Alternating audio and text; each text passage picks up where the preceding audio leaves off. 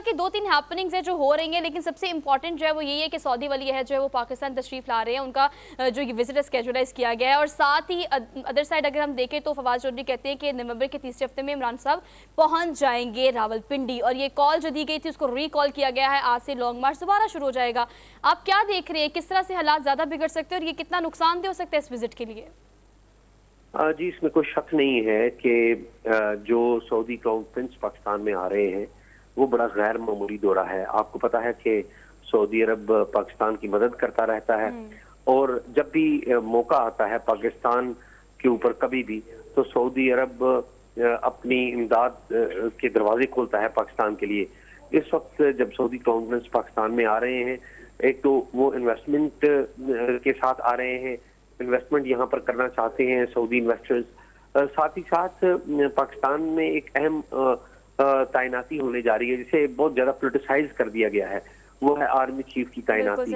तो तवक्को की जा रही है कि उस दौरान वो तैनाती भी फाइनल हो जाएगी, एक फाइनल रंग ले लेगी, और सऊदी जो क्राउन प्रिंस है वो जो आर्मी चीफ है उनसे भी मिलेंगे। जी सर, ये कहिएगा कि जो अगर हम इस सैयद साहब, इस सारी सूरत हाल में अगर हम देखें, इमरान खान साहब से कल एक परसों की बात है कि एक निजी चैनल के एक रिपोर्टर या एंकर ने जब इंटरव्यू किया तो उसमें उन्होंने आर्मी चीफ की तैनाती पर भी हल्का सा यूटर्न लिया। उनका ये कहना था कि अब उससे मेरा कोई वो नहीं है, जो पार्टी जो उसको सेलेक्ट करती है ले तैनाती उसकी हो की भी जाती है। लेकिन साथ साथ हम ये देख रहे हैं कि आप ट्विटर पे आप भी बड़े एक्टिव हैं, हम देख रहे हैं कि एक चीज़ जो खबरें गर्दिश कर रही हैं वो ये हैं कि एक्सटेंशन के हवाले से बातें गर्दिश कर रही हैं।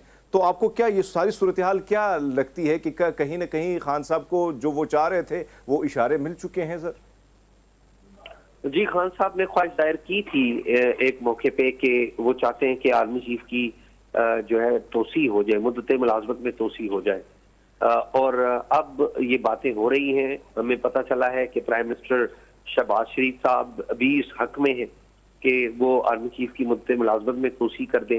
डिफेंस मिनिस्टर ख्वाजा आसिफ भी शायद इस हक में है कि आर्मी चीफ की कानून इस बात की अगर इजाजत देता है, और जो कि देता है, तो उनकी मुद्दे मुलाजमत में तोसी कर दी जाए।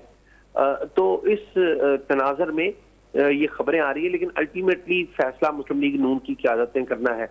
और आपको पता है कि प्राइम मिनिस्टर शहबाज शरीफ की मुलाकात हुई है अपने भाई से, मियां नवाज शरीफ से, जो कि अमली तौर पे इस जमात के रहनुमा हैं, इस जमात को गाइडलाइन देते हैं।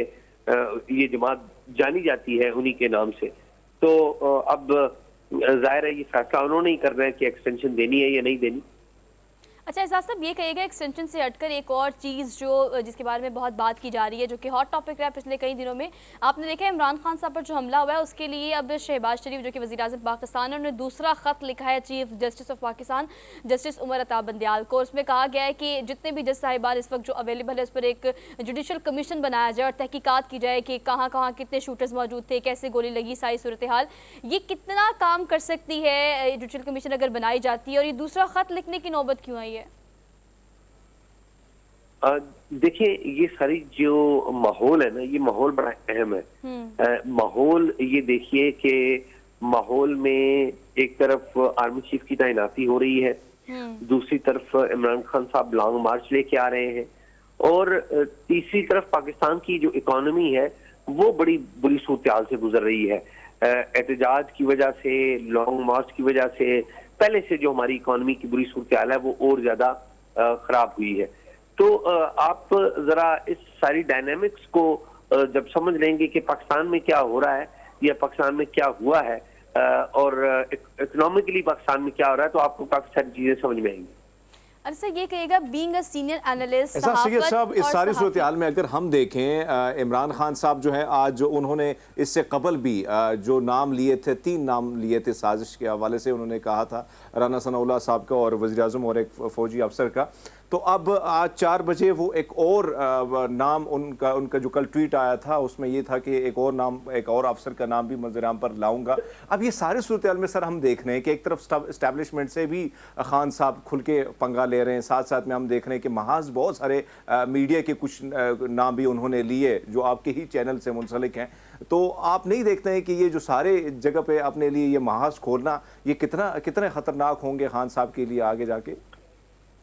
देखिए, बदकिस्मती ये कि इमरान खान सिर्फ अपना इक़्तिदार चाहते हैं और वो अपने इक़्तिदार के लिए कुछ भी करने को तैयार है। वो मीडिया के जो नुमाइंदे हैं उनसे मीडिया से लड़ाई एक तरफ कर रहे हैं। एक मीडिया के जो ग्रुप है, एक सेक्शन ऑफ मीडिया है, उसमें उन्होंने उनको हमनवा बना रखा है और वो उनकी हाँ में हाँ मिलाता है। जबकि इमरान खान साहब at the same time judiciary से भी तनाज़ा खड़ा कर रहे हैं। जुडिशरी में भी आपको पता है, आला अदलिया में जो उन्होंने स्टेटमेंट जमा करवाया उससे अपने स्टेटमेंट से लाइलमी का इजहार किया, जिस पर अदलिया बड़ी बरहम हुई। फिर फौज से भी उनका तनाज़ा चल रहा है और किसी उसूल के ऊपर नहीं, सिर्फ एक डिमांड है उनकी और वो डिमांड ये है कि वो चाहते हैं कि उनको इक़्तिदार दिया जाए, उनको वापस इक़्तिदार दिया जाए। Sir, being a senior analyst, आप बताएगा सहाफ़त और सहाफ़ी इन तमाम चीज़ों पर आपकी गहरी नज़र होती है। एक और ख़त जो कल शहबाज शरीफ ने लिखा है जस्टिस साहब को, उन्होंने ये कहा है कि अरशद शरीफ का जो केस है उस पर भी एक कमीशन बनाया जाए जिस पर तहकीकात होना बहुत ज़्यादा ज़रूरी है। कल कुछ नई तस्वीर, नई वीडियोज़ और पोस्टमार्टम की जो चीज़ें सामने आई हैं वो यकीनन देखी भी नहीं जा रही। आप इस केस के हवाले से क्या एनालिसिस रखते हैं? देखिए जी, अरशद शरीफ का जो कत्ल है वो बड़ा ही बेईमाना कत्ल है और ये बात अब इस्टेब्लिश हो गई है कि अरशद शरीफ किसी हादसे में जान बहक नहीं हुए। वो जिसे कहते हैं ना, अनइंटेंडेड किसी कॉन्सिक्वेंस का हिस्सा नहीं बने, बल्कि उनको टारगेट किलिंग का निशाना बनाया गया है उनको।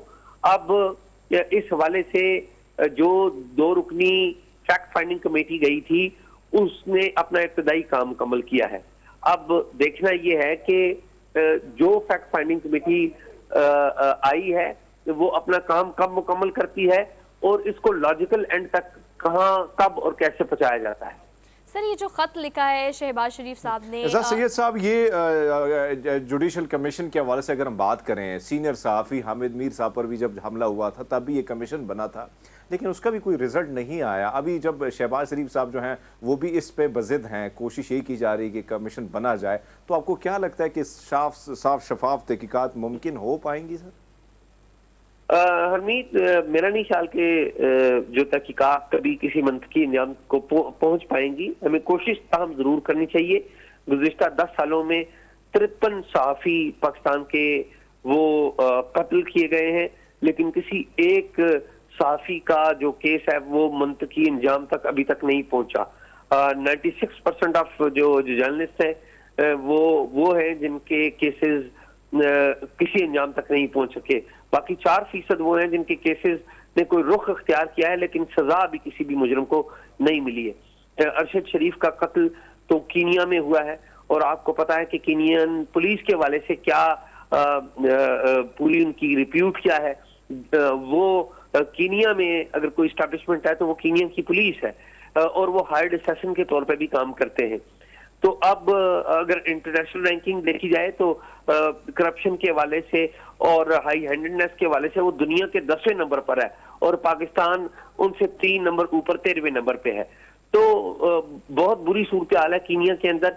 मुझे नहीं लगता कि कीनिया को प्रॉपरली कोऑपरेट करेगा इस मर्डर को सामने लाने में, क्योंकि अगर उन्होंने कोऑपरेट करना होता तो वो हमारी टीम के साथ जरूर करते। अब एक जो डिप्लोमेटिक चैनल्स हैं उनके जरिए उन पर जरूर दबाव डाला जाएगा ताकि अरशद शरीफ को इंसाफ मिल सके।